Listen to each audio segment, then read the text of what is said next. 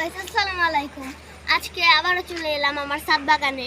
আর দেখুন, ছাদ বাগানে বৃষ্টি হয়েছিল, এখানে পানি জমে গেছিল, তাই জন্য আমি পরিষ্কার করে দিয়েছি। গাইস দেখুন, তার জন্য এখানে ফুল, কি সুন্দর ফুল ধরেছে। আর আগের ব্লগে দেখাইছি যে এখানে সুন্দর সুন্দর কলি আসছে, এটা ফুল ফুটবে 4-5 দিন লাগবে। আর গাইস, আমার ফুল গাছটা পুরোপুরি মরেনি, এটা জীবিত হয়ে যাচ্ছে।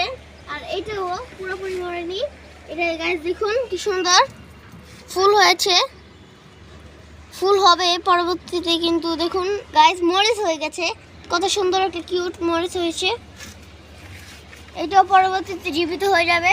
আর গাইস দেখুন, আমি 2টা মেহেদি গাছ লাগাইছি, তার জন্য একটা আমার দাদির জন্য আর একটা আমার আম্মুর জন্য। আমার দাদি আর আম্মু দুজন খুব মেহেদি দিতে পছন্দ করে। গাইস এটা দেখুন, কচি কচি পাতা হয়েছে, ডাল হয়েছে। আর গাইস দেখুন, এইখানে পেয়ারা গাছটার কলিগুলো কত বড় বড় হয়ে যাচ্ছে। দেখুন গাইস, এই যে কতগুলো, 1 2 3 4 5, অনেকগুলোই, 5-6টার মতন কলি এসেছে।